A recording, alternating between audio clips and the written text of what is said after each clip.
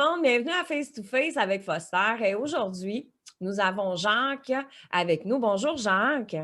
Oui, Jacques est avec nous aujourd'hui parce qu'on va parler. Jacques est psychologue. Puis là, Jacques, on va se le dire, là, on va dire les vraies affaires. Tu fais partie de mon cercle d'amis. mhm. Donc, on va se tutoyer. Tu Oui, sais, si vous nous trouvez familiers, c'est parce que moi puis Jacques, ben là, je partais pour moi puis Jacques, on est des bons amis, donc on y va vraiment friendly. Jacques, il est psychologue, puis il va nous parler de différents sujets portant sur la psychologie de la situation actuelle. Ça ressemble à ça, hein? ouais, Oui? ouais, ça va être ça. On va essayer juste de ne pas trop faire de joke inside là, pour que le monde puisse Oui. Puis Jacques, ça fait longtemps qu'on s'est quand même pas vu. Je vais quand même te demander, ça va bien toi? Puis Oui, oui, oui. oui, le confinement se vit quand même bien de nos côtés. Bon, puis justement, c'est un petit peu le sujet à laquelle je voulais qu'on aborde aujourd'hui, d'un point de vue professionnel. Mhm. Est-ce qu'il y a eu des enjeux au niveau au niveau psychologique sur l'ensemble des gens, ben, je dirais en majorité, Ouais. là, dû à la COVID? Ma question est un petit peu, je m'excuse, là, elle est un peu boiteuse. Tu as bien compris ma question? Ah oui, oui, non, je comprends très bien, Nancy. Euh, Écoute, je te dirais qu'il y a quand même plusieurs paramètres à regarder là-dedans. La première des choses, c'est que je pense que c'est important de mentionner que de façon générale, une bonne partie de la population qui semble quand même s'être bien adaptée malgré tout. On entend beaucoup de choses sur les effets sur la santé mentale du confinement et tout ça, et tous ces effets-là sont réels. OK? C'est pas une question de ne pas parler de ça. Par contre, je pense que c'est important de noter que beaucoup de gens se sont quand même bien adaptés à cette nouvelle réalité-là. Je te dirais qu'actuellement, on a peut-être les effets de la durée du confinement. OK, là, mine de rien, ça fait pratiquement un an, hein. On est à 3 semaines, 4 semaines là, que ça fasse un an que la crise sanitaire a débuté. Euh, on commence à ressentir davantage d'épuisement.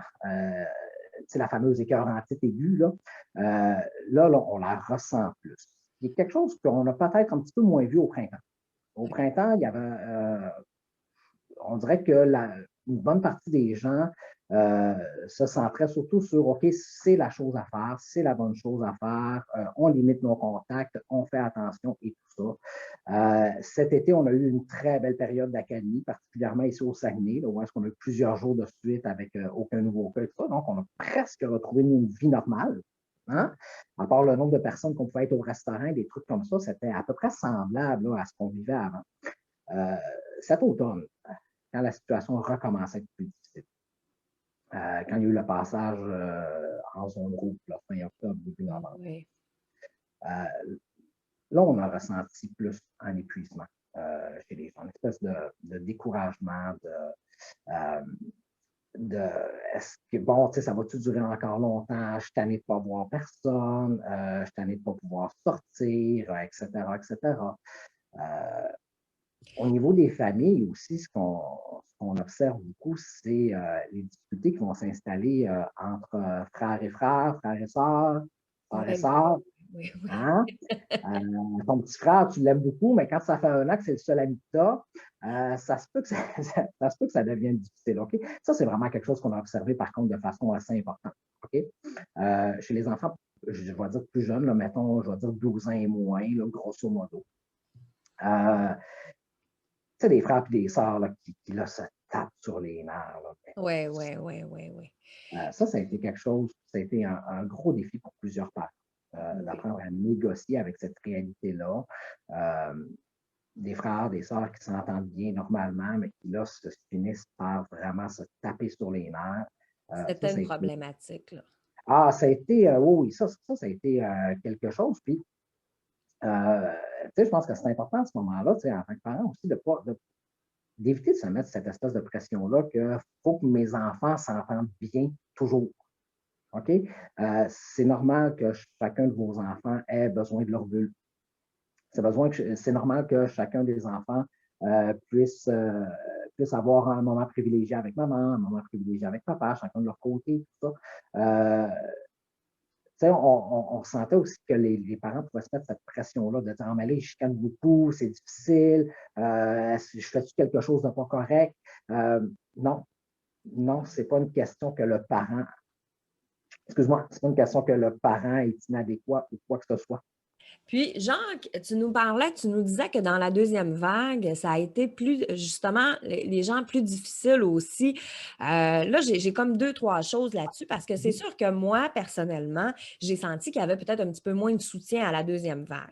Mais il y a aussi le fait que tu le disais très bien, les gens s'adaptent quand même bien. Puis le fait qu'on s'adapte bien à une situation, est-ce que ça fait que justement, on revendique un petit peu plus? Est-ce que c'est dans la nature humaine de dire, bon, ben, tu sais, je me suis adaptée à la situation, là, on veut changer des trucs ou, tu sais, être je parle le terme, là, un petit peu plus, je Tu parle rebelles pas, un peu? plus rebelle un petit peu, oui, exactement. Est-ce que c'est... Ben, oui. Euh, Ça fait un an qu'on n'a pas le droit de voir du monde. On n'a pas le droit, entre guillemets, là, qu'on n'a pas le droit de sortir. On a instauré le couvre-feu. On a installé un peu quelque chose comme ça. Donc, il y a certaines limitations qui s'installent. Euh, et, tu sais, au printemps dernier, ce qu'on a eu, c'est qu'on a vraiment eu un effort collectif. Même les citoyens corporatifs ont fait un gros effort. Hein? Beaucoup de compagnies d'Internet ont fourni des connexions de meilleure qualité à leurs personnes, même si ce n'était pas le forfait qu'ils payaient. Donc, on leur offrait quelque chose de meilleur pendant quelques mois.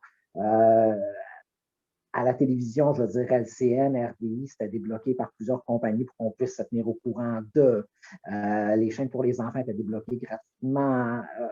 Les compagnies d'électricité ont annoncé rapidement qu'il n'y aurait pas de pénalité pour les gens qui payaient en retard pendant cette période-là.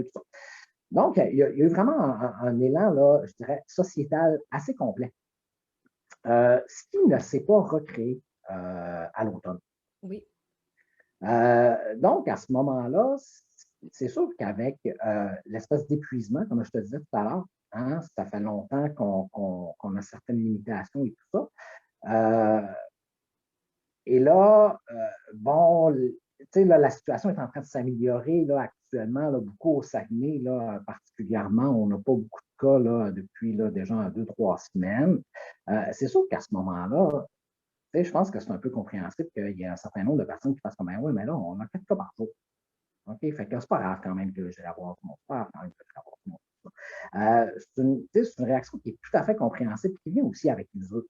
Je crois que plusieurs personnes sont usées du confinement. Euh, le, le fait de, le télétravail, on ne se le cachera pas, là. Il y a une bonne partie de notre vie sociale qui, finalement, souvent se passe au travail. Hein? La petite conversation de porte de porte, le petit café le matin avant de commencer. Et je te dirais, c'est la même chose pour les jeunes, hein, où est-ce qu'une bonne partie de leur vie sociale, finalement, se déroule à l'école. Mais là, on est en télétravail, nos collègues, on ne les voit plus. Ça faire des 5 à 7 Zoom, c'est bien crampant. Mais c'est quand même pas comme être avec quelqu'un pour de vrai. Il y a eu un bel élan de ça, justement, là, de se faire c'est ça, les 5 à 7 Zoom, puis des trucs comme ça. Mais ça aussi, ça s'est essoufflé parce que le besoin d'être avec quelqu'un, le besoin, le contact direct avec une personne, hey, après un an, là, C'est gros, hein? Parce c'est que gros. tu sais, tu disais, parce qu'on parlait tantôt d'adaptation, est-ce que tu penses Mhm. que l'humain peut s'adapter au point tel de devenir vraiment plus individualiste? Ou non, tu sais, ça va reprendre son cours, puis parce que là, on s'individualise, là, tu sais, je veux dire, on Ouais. voit plus nos collègues, tu sais, c'est la bulle, c'est familial, tu sais, on prend des Ouais. habitudes de vie où ce qu'on on est seul avec soi-même la plupart du temps, là. Donc, ou dans un milieu, tu sais, très restreint, avec des gens très restreints. Est-ce qu'on peut devenir, parce qu'on disait qu'Internet, à une certaine époque, séparait les gens, est-ce qu'on va Mhm. devenir encore plus individualiste? Est-ce qu'on va devenir encore plus antisocial? Ben, écoute, je te dirais, il y a plusieurs choses là-dedans. La première, c'est que je crois que moi, j'ai l'impression qu'on va peut-être plus retourner au contraire vers les gens. Tu sais, après en avoir été privé pendant un an, là, tu sais, je pense que quand on va retrouver une vie normale, entre guillemets, j'ai davantage l'impression que les gens vont vouloir retourner vers les gens, vont vouloir retourner vers justement les activités sociales et tout ça. Par contre, tu sais, il y a certaines choses qui peuvent rester de ça. Est-ce que les gens vont vivre avec cette peur-là du virus et de ne pas vouloir re-rencontrer les gens par crainte de oui, ça va mieux, mais on ne sait jamais. Oui, oui, oui. Oui, donc ça, c'est une chose. L'autre chose, c'est qu'effectivement, on risque d'avoir une partie de la population qui va avoir trouvé un certain confort. Un certain confort dans le fait de, ben, regarde, je suis chez nous, je suis tout seul. Entre guillemets, je n'ai pas de compte à rendre à personne. C'est quand même agréable. Si quelqu'un m'envoie un message sur Messenger et que je n'ai pas le goût de répondre, ben, je vais y répondre demain. Alors que là, quand la personne est dans ta face, ben, tu ne dis pas, ben, je n'ai pas le goût de te répondre, rappelle-moi demain. Ah, fait, il peut y avoir effectivement, par contre, pour une partie de la population, comme je te dis, un certain confort qui va s'installer, puis oui, peut-être un risque d'isolement Oui, hein? qui va se perpétuer avec le temps. Puis, tu sais, c'est très difficile de prévoir comment ça va se passer. Comment ça va se Euh, Parce que l'être humain, ce qu'il va faire la plupart du temps, c'est qu'il va essayer de se référer à ses expériences antérieures. OK? Donc, j'ai déjà vécu quelque chose qui ressemble à ça. Qu'est-ce que j'avais fait pour que ça fonctionne bien? Je vais essayer de refaire la même chose. Mais là, un confinement, on n'a jamais vécu ça. Non, OK? exactement. On est tous tombés le 13 mars 2020. Oui, 2020. On est tous tombés dans une zone où est-ce qu'on a fait, je ne connais pas ça. Je n'ai rien pour me référer. Je ne Ouais. sais pas c'est quoi rester chez moi 24 heures sur 24. On n'en a pas vécu de pandémie. Hein? Euh, Fait que certaines personnes ont découvert des choses chez eux, certaines personnes ont trouvé ça confortable, d'autres personnes ont trouvé ça extrêmement difficile. Euh, et les répercussions, tout ça, de qu'est-ce que ça va avoir, ben, on est en train de les voir là, tranquillement, pas vite. Je voyais, là, ça a circulé, je crois que c'est en fin de semaine. C'était des sondages. Donc, la valeur scientifique d'un sondage, c'est toujours, faut toujours prendre ça avec un grain de sel, mais quand même, ça peut quand même donner un certain portrait. Où on parlait de la consommation, hein, alcool, drogue, la prise de poids. Hein, des choses comme ça que là, les gens répondaient à des questions comme ça. Euh, et là, on commence à voir ces effets-là. OK? Ouais. Et là, la question, mais malheureusement, je n'ai pas de réponse à cette question-là, c'est est-ce que ces effets-là qu'on a pu observer chez certaines personnes, qu'on parle de consommation, qu'on parle de prise de poids, qu'on parle d'un espèce d'état léthargique qui a pu s'installer chez certaines personnes, est-ce que ça va perdurer dans le temps? Les conséquences à moyen, à long terme, on n'est pas capable de les prévoir parce qu'on ne sait pas c'est quoi. Et je veux dire, même l'univers scientifique ne Ne le peut savent pas. pas le savoir exactement. Mais même, écoute, j'aime tellement ce que tu dis parce que moi, en m'auto-évaluant aussi, j'ai jamais été quelqu'un qui procrastinait. Moi, je vais mettre les gens dans le contexte, je vais leur rappeler, j'ai perdu 2 emplois dus à la COVID. Alors, je suis en arrêt de travail pour le moment et j'étais pas quelqu'un qui remettait à demain. Mais depuis que je suis à la maison et confinée, je procrastine, mais régulièrement. Ce qui ne faisait pas partie de ma personnalité autrefois est devenu un mode de vie. Je remets tout à demain parce que, Oui, oui, tu sais, au plus banal petits points de personnalité qui peuvent changer aussi à travers tout ça. Tu parlais aussi de l'effet léthargique. oui.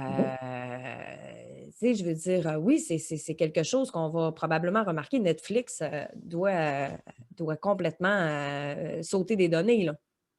Ben, écoute, tu sais, en début de pandémie, Netflix a annoncé que dans certaines zones, ils avaient réduit la qualité un petit peu de leur transmission d'image. Je ne connais pas grand-chose là-dedans, là, parce que justement, il y avait tellement de demandes qu'ils n'étaient comme pas capables de fournir. Fait que la façon qu'ils avaient trouvé, c'était de diminuer un peu, tu sais, là, le 1080p, je ne sais pas trop, là, c'est vraiment quelque chose de fanatique.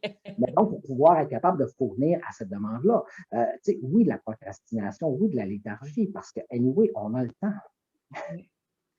Ah, tu sais, quand même, ah, je vais le faire demain. Je vais avoir le temps demain aussi. Je peux le faire aujourd'hui, mais je vais avoir le temps demain. Puis, tu sais, à travers tout ça, il ne faut pas oublier non plus que, tu sais, c'est un espèce de stress, la pandémie, le confinement, c'est un espèce de stress qui est insidieux. Hein? C'est-à-dire que c'est un stress qui demeure là tout le temps. Oui. Et ce n'est pas nécessairement un stress aigu d'arriver sur une scène d'accident, par exemple. Ça va durer un certain temps, puis à un moment donné, ben, la situation est réglée, donc on va pouvoir passer à autre chose. Là, c'est à tous les jours. Et une des façons que l'être humain a de réagir devant un stress, c'est de figer, de paralyser. Donc, un certain nombre de personnes vont effectivement l'avoir vécu comme ça. C'est-à-dire que oui, les personnes vont faire à manger, ça c'est correct. Mais tout ce qui va être de plus, hein, l'espèce d'extra, hein, justement le temps qu'on aurait pour lire, pour faire quelque chose. On en parlait beaucoup en début de confinement. Profitez-en pour faire des choses que vous avez toujours rêvé de vous le faire. Vous voulez apprendre à jouer du piano, ben allez-y, go, c'est le temps. Mais malheureusement, beaucoup de personnes se sont trouvées dans cette situation-là en disant comme Caroline, oui, j'ai le temps d'apprendre à jouer du piano, mais ouf, ouf, je suis pas capable d'aller m'asseoir en avant du piano puis de pratiquer. Je vais pratiquer 5 minutes, puis après ça, je t'année. Oui, bien, psychologiquement, on l'a toujours, cette crainte. Tu sais, je veux dire, on l'a toujours en tête quand même, tu sais. Puis là, avec le couvre-feu, le stress d'arriver à temps, le stress, on a toujours une contrainte qu'on n'avait pas avant. On dirait qu'on est toujours. Fait que oui, apprendre de nouvelles choses, on n'a pas l'esprit libre nécessairement, là. Ben, pour certaines personnes, ils vont en avoir profité justement pour faire des trucs comme ça, mais une certaine partie de la population, ils vont plus tomber justement dans la catégorie des gens de cette situation-là vont avoir fait figer. Donc, l'idée de mobiliser ses capacités cognitives, intellectuelles, émotives et tout ça pour s'embarquer dans quelque chose de nouveau, mais ces capacités-là sont peu accessibles parce que je suis figé, parce qu'il y a un certain sentiment de peur, qui n'est pas nécessairement, comme je te disais, une peur aiguë. Mhm. Il y a quelque chose qui est là, qui est lancinant, qui est en toile de fond. Euh, je ne sais pas comment toi tu l'as vécu, puis comment les gens qui vont nous regarder l'ont vécu, mais en avril 2020, là, tu te sentais wild d'aller au dépanneur. Là. Oui, oui, oui, Là, oui. tu disais comme, hey, est-ce que je suis en train de mettre ma vie à risque en allant me chercher du Pepsi? Là? Ouais. Euh, Fait que, tu sais, là, c'est là, OK, il ne faut pas que je sorte, je limite mes affaires. Là. Fait que l'énergie, là, après ça, pour apprendre à jouer du piano ou écrire un roman, là, ben, pour plusieurs personnes, cette énergie-là, elle n'était plus là. Elle n'est plus là. Elle Puis, n'était plus là. Puis, tu sais, c'est important de préciser, Nancy, que c'est une réaction qui est normative chez l'être humain. OK? Donc, si jamais là, il y a des gens qui nous écoutent qui font ah mon Dieu, moi, je suis vraiment comme ça, je suis vraiment tombé léthargique et tout ça, c'est pas de se conforter là-dedans, mais c'est surtout de ne pas se sentir coupable. oui, OK? C'est une réaction qui est normative chez l'être humain, de figer devant quelque chose qu'on ne connaît pas, devant quelque chose qui nous effraie. Peu importe qu'on ait le tempérament anxieux ou non. OK? C'est quelque chose qui fait partie de notre programmation neurologique, je dirais, de réagir comme ça. Donc, c'est surtout de ne pas tomber dans la culpabilité. Par contre, on va essayer de trouver des moyens de s'en sortir de cette léthargie-là, évidemment, mais la portion culpabilité, on peut la prendre, puis la sacrée à poubelle n'est pas, elle n'est pas nécessaire, là. non, non, c'est zéro nécessaire et pas très important. J'ai- On va tomber dans la recherche de solutions, mais c'est ça, c'est de comprendre que c'est normal là, que ça C'est se soit normal passé. tout ça. Puis tu parlais, j'ai tellement des affaires, Jacques, moi, que je jaserais Ouais, avec toi, là. Tu sais, tu parlais d'anxiété, puis c'est ça, je ramène ça à moi parce que là, tu sais, Mhm. on discute, puis je pense qu'il y a une portion de la population que c'est ça aussi. On est des personnes anxieuses aussi, beaucoup. Moi, pas tant pour le virus, mais pour l'avenir. Tu sais, mais Oui, tu sais, l'anxiété embarque aussi sur l'inconnu, sur ce qui va se oui, passer. Est-ce que, tu sais, tout ça, c'est quand même inquiétant, là, tu sais. Puis je connais des amis que les parents sont malades, ils ne peuvent pas les OK. voir comme ils, tu sais, ils ne veulent pas les contaminer. C'est un amalgame de choses qui peut créer énormément d'anxiété. Puis au quotidien, mais c'est important de consulter. Puis tu parlais pour l'effet léthargique aussi, Oui, l'anxiété, la gestion du stress. Oui, des moments de bassesse quand même. Tu sais, des oui, fois, moi, en étant toute seule à la maison avec ma fille, les moyens de conversation avec des adultes sont quand même limités.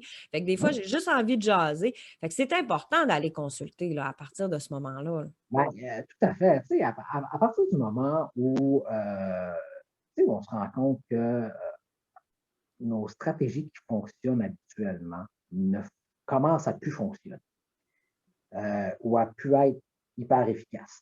OK? Quand je faisais ça avant, ça me faisait du bien, ça me reflétait, comme on dit, puis tu sais, c'était correct, là, je repartais pour 2, 3 semaines, puis ça allait. Quand on commence à sentir que ces stratégies-là qu'on a ne fonctionnent plus ou ne fonctionnent plus beaucoup et tout ça, tu sais, je te dirais que ça, c'est un bon signal où est-ce que ça peut être un bon moment euh, de faire une demande pour rencontrer un professionnel. Malheureusement, on a beaucoup de tendance à attendre, ce qui est correct aussi, parce qu'avoir un down de 2, 3 jours, ça se peut. OK? Puis après 2, 3 jours, ça passe, puis voilà. OK? Sauf que, tu sais, attendre d'être à 2 sur 10, ben, malheureusement, là, des fois, là, la pente est raide à remonter. Heureusement, ça se fait. On sait que ça se fait. Même quand on se part à 2 sur 10, on est capable de remonter la pente. L'être humain est capable de le faire. Mais c'est sûr que la route est plus longue. Donc, comme je te dis, tu sais, je pense qu'un des bons signaux, c'est ça. C'est quand on se dit, Colin, avant, quand je faisais ça, ça me faisait du bien. Puis là, ça m'en fait plus tant que ça. Ou ça m'en fait plus du tout. OK? Ça, c'est un bon indice comme de quoi nos mécanismes d'adaptation, justement, ne sont plus efficaces ou plus assez efficaces pour nous maintenir à flot. Euh,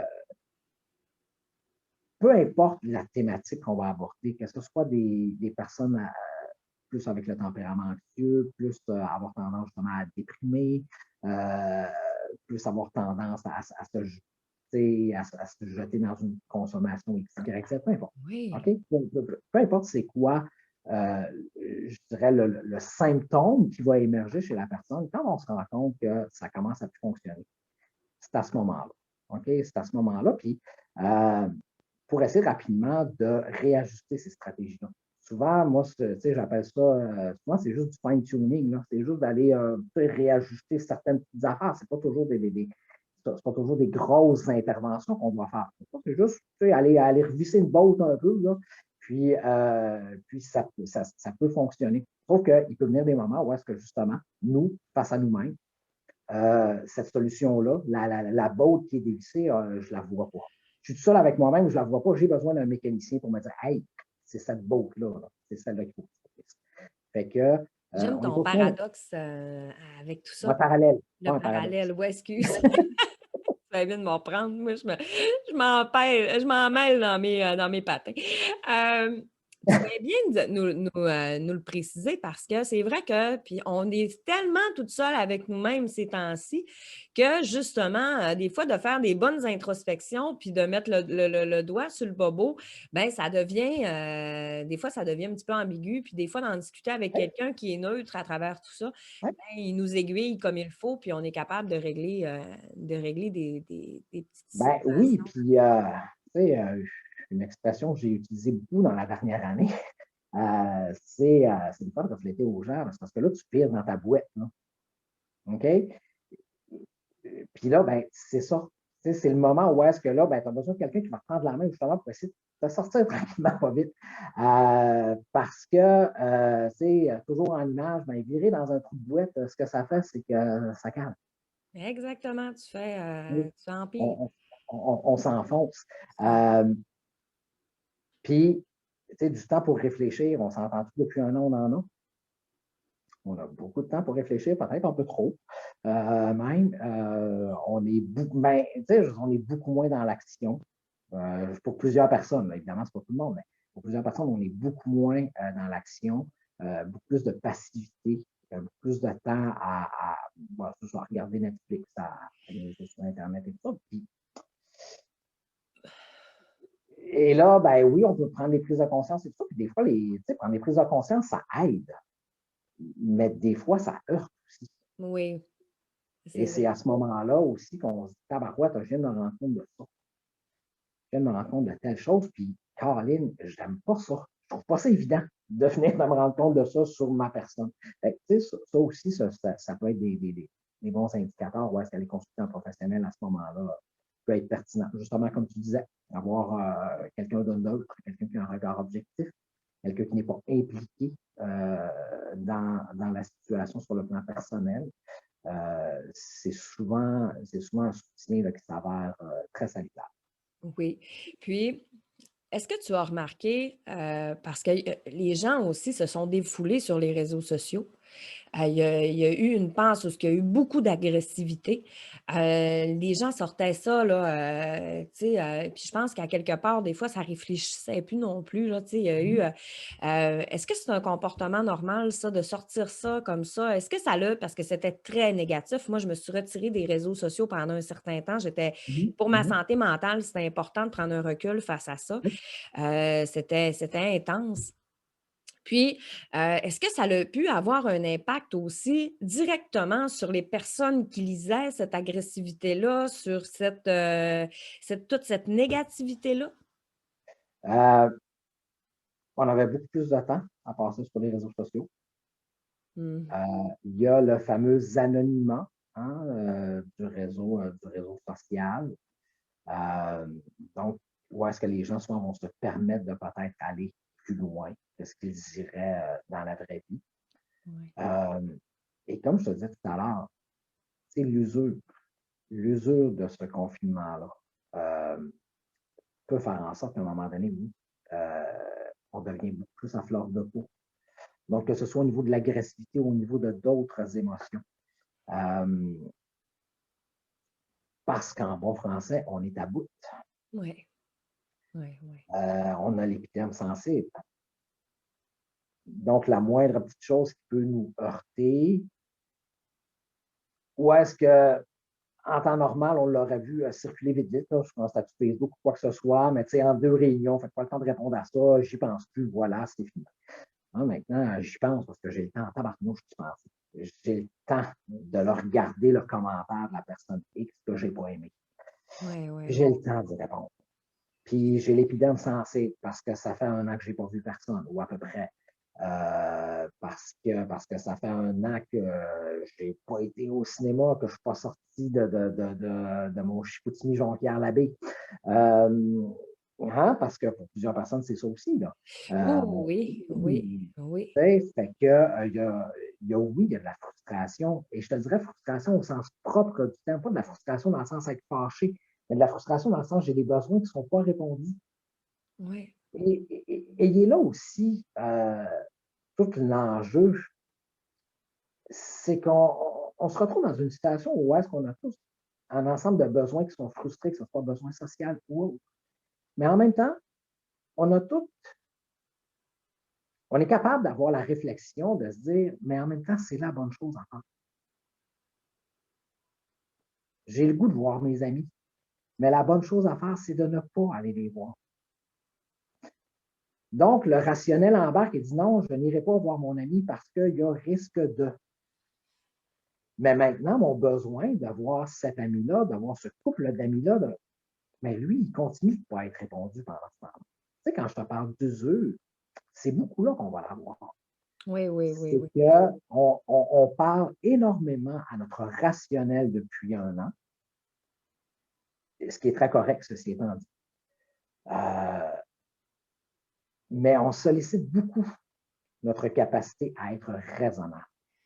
Donc, on est toujours en dualité Ben, entre le besoin et le oui, désir. Tu sais, on se fait la guerre oui, un peu à travers ça, là. ben, tout à fait, parce Mmh. que c'est ce qu'on nous demande et c'est ce qui est je ne veux pas dire que c'est ce qui est correct, parce que je ne veux pas non plus dire que les gens qui défient un petit peu les règles sont des gens pas corrects. C'est pas Oui. ça l'idée. OK? Absolument pas. C'est tout à fait compréhensible rendu après un an qu'on essaye de se faufiler un peu là-dedans. Là. Je pense que c'est tout à fait compréhensible. Euh, mais par contre, c'est ça, on va beaucoup solliciter notre côté raisonnable. Puis à ce moment-là, ben, ce que plusieurs personnes vont faire, c'est ça, c'est qu'ils vont mettre leurs besoins, ils vont mettre leurs désirs, ils vont les mettre de côté en disant, ben, tu sais, ça fait un an que je n'ai pas vu mon père, mais mon père a 75 ans, fait que je vais passer un an et un mois sans le voir. Tu sais, mes enfants s'ennuient de grand-papa et grand-maman, mais grand-papa et grand-maman, on ne peut pas aller les voir. Tu sais, la période des fêtes. La période, tu sais, on nous a parlé au mois de novembre qu'on va nous permettre de se rassembler un petit peu, puis finalement, ben là, la situation s'est malheureusement dégradée de façon importante. Et là, ça va dire non, finalement, dans les fêtes, rien. C'est des moments symboliques où est-ce qu'on a besoin de se rassembler pour plusieurs personnes. Et Oui. là, pouf, tout d'un coup, on se fait dire, ben, je comprends, mais il faut pas. Mm. Je comprends que vous ayez envie de vous rassembler, mais vous n'avez pas le droit. Donc, cette frustration-là, ces frustrations-là, puis comme je te dis, c'est vraiment au sens propre du terme, c'est-à-dire quelque chose qui n'est pas répondu. C'est sûr qu'à long terme, à un moment donné, comme je te dis, les émotions à fleur de peau, les épidermes sensibles, le seuil de tolérance va être beaucoup moins élevé, puis le seuil de réactivité. Hein, Dans ce les... qui ne m'aurait pas fait réagir il y a un an, ça me fait grimper dans les rideaux aujourd'hui. Exactement, exactement. Mais c'est vrai, ben, comme vu de cet angle-là, c'est vrai qu'on a tendance à l'oublier, puis c'est beaucoup plus pardonnable aussi certaines réactions, certains commentaires qui, des fois, tu dis, bon, ben, tu sais, tout n'est pas pardonnable, mais tu sais, si on met ça dans l'eau, là, c'est une bonne chose. Bon, je perds des morceaux, Madame Patate perd des morceaux. Euh, mais quand je t'écoute parler, genre, ce qui en ressort un peu, c'est que, tu sais, des fois, on dit laisse passer le temps, ça va arranger les choses, mais le temps est aussi l'ennemi à travers la COVID. Donc, on laisse passer le temps va arranger les choses, mais plus on est longtemps confiné, plus aussi notre seuil de tolérance est moins élevé, puis plus on a de la difficulté Oui. à passer au travers. Donc, c'est pour ça que c'est important de savoir qu'il y a du soutien des psychologues, des travailleurs sociaux, des médecins, que, tu sais, puis ça, c'est important de le mentionner encore et encore et encore et encore. Puis, tu sais, je vais juste ajouter un petit peu sur ce que tu viens de dire, Nancy, c'est que, oui, on va souvent dire, tu sais, le fameux le temps arrange les choses. Je n'ai pas de problème avec ça. Moi, je vais souvent dire aux gens, le temps arrange les choses, oui, en autant qu'on fasse quelque chose avec ce temps-là. Mm. Et Oui. en autant qu'on bouge avec ce temps-là. Qu'on réussisse à se mobiliser. Et un des enjeux, je crois, les plus importants de la durée de ce confinement-là, c'est qu'on commence de plus en plus à avoir de la difficulté à se mobiliser. Donc, quand tu dis tu sais, que le temps est un peu l'ennemi dans ce cas-ci, ben, effectivement, c'est que euh, l'espèce de dommage collatéral de tout ça, c'est que c'est que cette usure-là fait en sorte que ça peut créer une impression que oui, mais ça finira jamais. Donc, est-ce que ça Mm. vaut vraiment la peine que je me mobilise pour faire quelque chose? Puis, c'est tout ça que c'est tout ça que ça peut entraîner. Puis, Question. on est en train de constater là, actuellement les effets que le confinement va avoir sur la santé mentale, sur le fonctionnement des gens. Sans nécessairement parler de troubles de santé mentale, mais vraiment la santé mentale au sens large du terme, c'est-à-dire comment j'arrive à me mobiliser, comment j'arrive à me mettre en action. Est-ce qu'il y a des craintes qui vont demeurer? Est-ce qu'il y a des peurs qui vont demeurer? Comment j'arrive à répondre à mes besoins, mais tout en respectant les règles? Puis là, j'ai-tu le goût des défier, ces fameuses règles-là? Puis là, si je les défie un petit peu, ben, c'est peut-être pas si grave que ça, fait que je vais le faire quand même. Mais en même temps, non, c'est pas ça qu'il faut que je fasse. C'est beaucoup, beaucoup, beaucoup, tu sais, de débattre avec soi-même, là. Oui, oui, c'est Il y a un. beaucoup, beaucoup, beaucoup, beaucoup de débats qu'on peut avoir avec nous-mêmes. Tu sais, le passage en zone rouge, écoute, je sais que toi aussi, Nancy, tu as une ado encore à la maison. Moi, j'en ai deux à la maison. Tu sais, la journée du passage en zone rouge, Tu sais, c'était pas facile, là. Mm. Tandis que là, c'est dire, ben là, tu vas aller à l'école une journée sur deux, fait que là, tes amis, tu les verras plus tant. Puis en plus, ben, en dehors, non, en dehors de l'école, là, ben, c'est parce que tu comme plus le droit de les voir non plus. Et on sait à quel point chez les ados, hein, la gang d'amis, à quel point ça peut être important.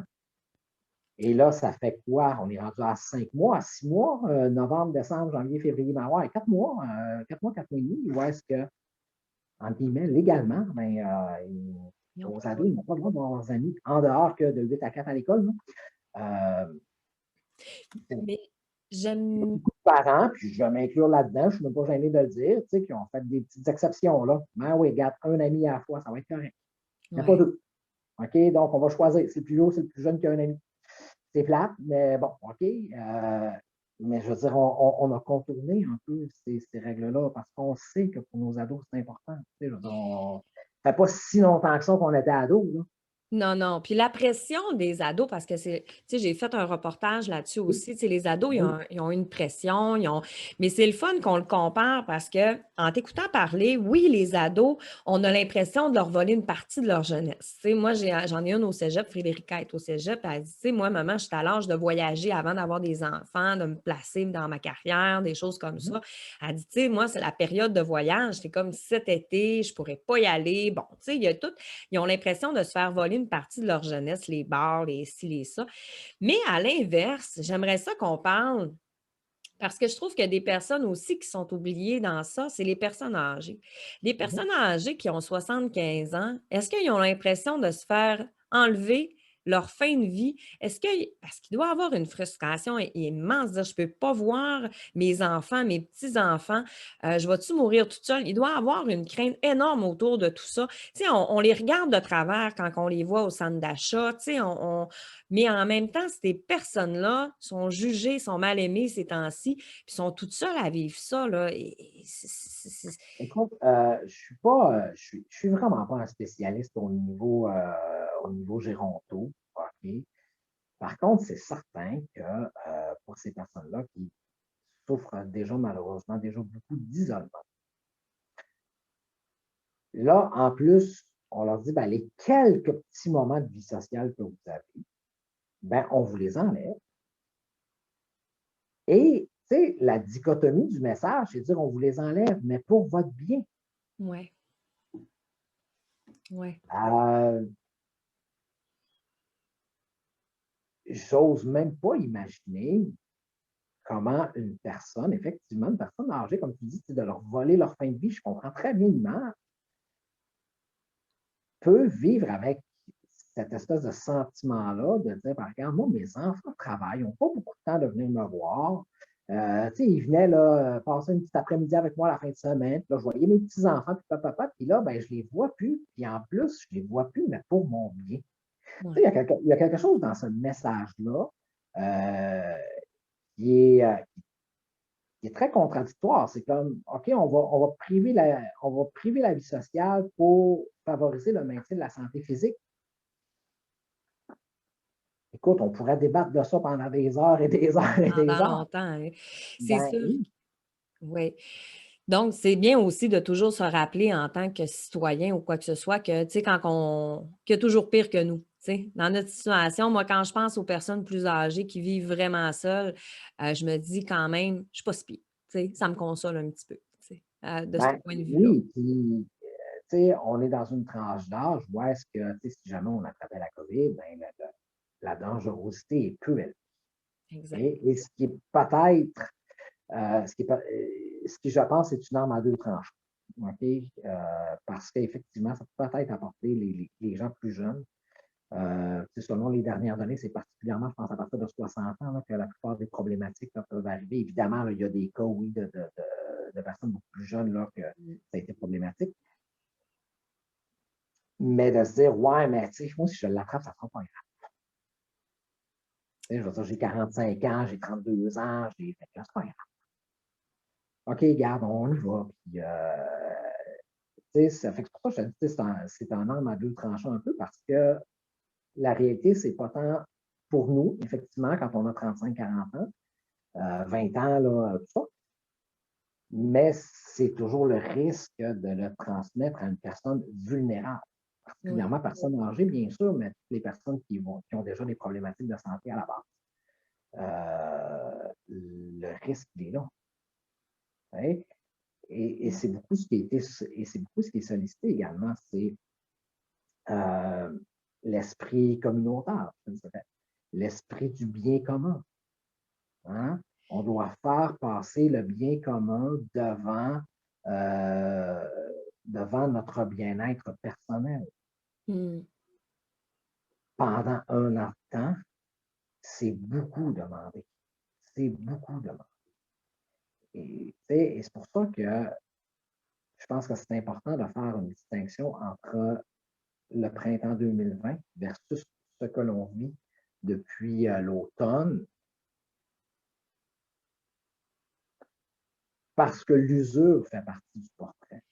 Mais tu m'avais dit hors Oui, d'onde, là, Jacques, puis j'avais tellement aimé ta phrase. Tu m'avais dit au début, on sentait le vent de l'arc-en-ciel, on oui, sentait le ça va bien aller, oui, on sentait qu'il y avait un soutien les uns envers les autres, le bien, tu sais, le bien communautaire, tu sais, tu sais, on avait une conscience sociale peut-être plus présente encore. Alors mhm. qu'à la deuxième vague, l'arc-en-ciel, c'est un émoticône, un petit emoji de marde, tu sais, de petits signes Oui, oui, de crotte, oui, oui, là, tu sais, en voulant une dire on est écœuré du ça va bien aller, tu sais, on est mhm, mhm. écœuré tu Oui. sais, on est redevenu un petit peu plus égoïste à travers tout ça aussi, là. Ben, tu sais, tu sais, je comprends, mais tu sais, je te dirais, c'est sans nécessairement parler d'égoïsme, OK. euh, parce que, tu sais, si on regarde ça plus en espèce de portrait global de tout ça, ben, c'est effectivement ça, tu sais, printemps 2020, la majorité des gens disent, OK, bien commun, je sors plus de chez nous, je vais plus au magasin, tu sais, je me mets au télétravail, même si je ne suis pas obligé, OK? Mm. Tu sais, écoute, moi, par exemple, bon, les psychologues sont considérés comme service essentiel, tout ça, donc on n'a jamais eu de limitation sur le fait de rencontrer nos gens en personne. OK? Même au plus fort de la crise, on pouvait toujours faire le fameux mot à la mode du présentiel. Euh, mais la plupart de mes collègues ont choisi pendant une bonne période de temps de dire non, non, on va tomber en télétravail. C'est ce qu'on va faire. On va faire, oui, un peu de présentiel et tout ça pour différentes raisons. Donc, et là, c'est ça qui s'est installé en mars 2020, avril, mai, juin. Ah, juin, ça commence à bien aller. Beaucoup, beaucoup moins de cas, même provincialement parlant, tout ça, ça va bien, OK, papa, papa, papa. Et là, on se fait dire, non, non, il faut recommencer. Mm. Tu sais, je crois que c'est, oui, on peut tomber dans je te dirais comme blâmer les gens. OK? Mais en même temps, tu sais, Caroline, on a tout fait ça au printemps, puis là, on est en train de se faire dire, ouais, mais finalement, c'était pas assez, il faut recommencer encore une fois. Puis, je pense aussi que, tu sais, bon, les fameux nouveaux variants qui se développent, Mm. heureusement, on a la vaccination là, en parallèle de ça. Mais là, au début, la question, c'était va-t-il y avoir une deuxième vague? OK, clairement, il y en a eu une. Mhm. Ben là, on est en train de vivre la question va-t-il y en avoir une troisième avec ces fameux variants-là?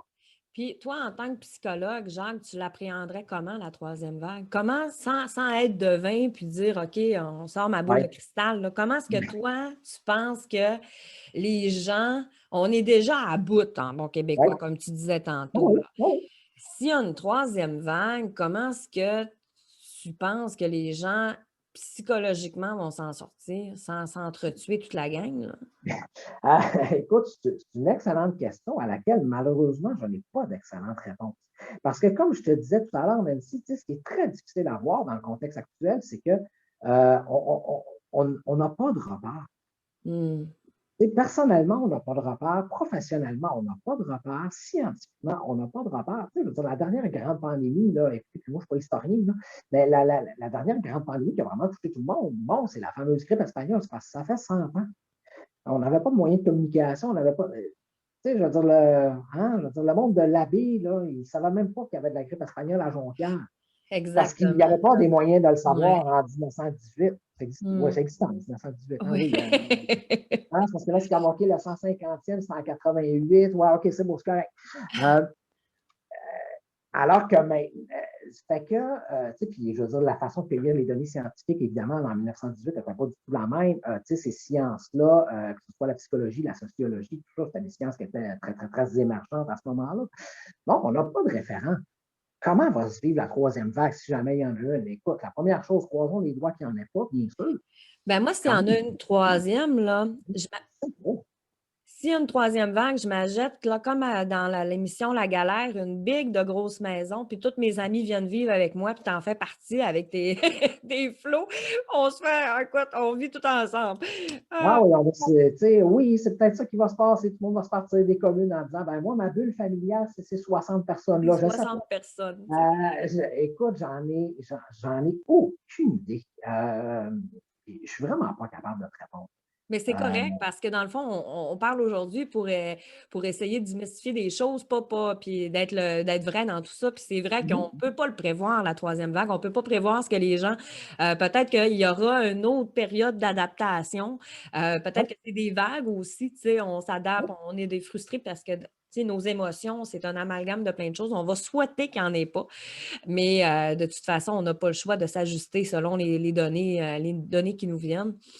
Genre que je t'aurais gardé avec moi toute la journée. On va sûrement continuer, nous, ces belles merci, c'est conversations-là. gentil. Est-ce qu'il y a une autre chose que tu aurais voulu nous parler avant qu'on termine? Est-ce qu'il y a quelque chose qui me dit, hey, Nancy, on n'a pas parlé de ce point-là parce que je relis mes notes, là, puis je Oui. pense qu'on a fait pas mal le tour de ce qu'on voulait jaser aujourd'hui. Ben, moi, je voudrais juste revenir sur ce point-là que j'ai plus parlé au début. Malgré tout ça, je pense qu'il faut garder en tête justement qu'une bonne partie des gens ont, malgré tout, OK, j'ai le goût de dire envers et contre tous, ont réussi à s'adapter quand même bien à cette situation. Ça, c'est important de le noter. Euh, on est beaucoup centré, on étant la population en général, là, sur, tu sais, là, en guillemets, on aime ça quand ça va mal. Hein. On aime ça quand t'es mauvais, quand tes nouvelles sont mauvaises et tout ça. Mais ce point-là, il est important. Tu sais, les gens réussissent à avoir une, de bonnes capacités d'adaptation et à s'ajuster à cette situation-là. C'est pas parfait. Il y a des bouts de ci tout croche, mais on arrive à s'en sortir quand même. Et ça, je pense que c'est important de le noter. Malgré l'usure, malgré les cœurs en titre, malgré tout ça, euh, malgré que nos arcs-en-ciel commencent à avoir moins de couleurs dedans, pas mal. Hein, il n'y a, plus cette couleur dans nos arcs-en-ciel, mais il en reste encore un peu. Fait que, si on peut regarder ça de cette façon-là, ben, on peut penser que si jamais il y a une troisième vague, ben, on peut espérer qu'elle se déroule, somme toute, Assez bien. quand même pas si mal que ça. Mais en même temps, regarde, je ne suis pas Exact. capable de le prévoir. Mais Mais c'est moi, je veux juste féliciter les gens, pour vrai. C'est ça, qui ont réussi à s'adapter à ça. Puis même les personnes qui disent ouais, moi, il me semble que je ne suis pas adapté full, là. Je suis sûr que ces personnes-là ont fait un paquet d'ajustements dans leur vie pour réussir à rire quand même à tous les jours ou à peu près. Réussir à continuer de dormir comme il faut, à manger comme il faut, malgré tout ça. Les gens sont souvent meilleurs qu'ils le pensent. tellement beau Ben, ce que tu je dis. vais finir là-dessus. Les gens sont souvent. Hey! C'est un beau message d'espoir, ça. Puis ça fait du bien. C'est le fun que tu nous le dises, Jacques, parce que je le prends aussi, ce que tu me dis. Là. Moi aussi, je me suis adaptée, tu sais. Fait que je le prends aussi, ce que tu me dis. Puis ça fait du bien de se le faire dire que, tu sais, malgré tout ça, c'est vrai qu'on est bon, puis qu'on est beau, on est fin, on est capable. Puis c'est un beau message que tu nous as envoyé. Jacques, je te remercie tellement de ton temps. Tu restes en ligne, toi, tu pars pas tout de suite. On va dire salut à notre monde. Puis nous, Merci. on se reparle. Mille merci. Ça me fait plaisir, Gros merci. bisous. Merci tout le monde. Puis j'espère que vous avez apprécié le spécial COVID, on peut dire ça. Je vous remercie. Puis soyez à l'écoute la semaine prochaine pour un autre face-to-face. Bye!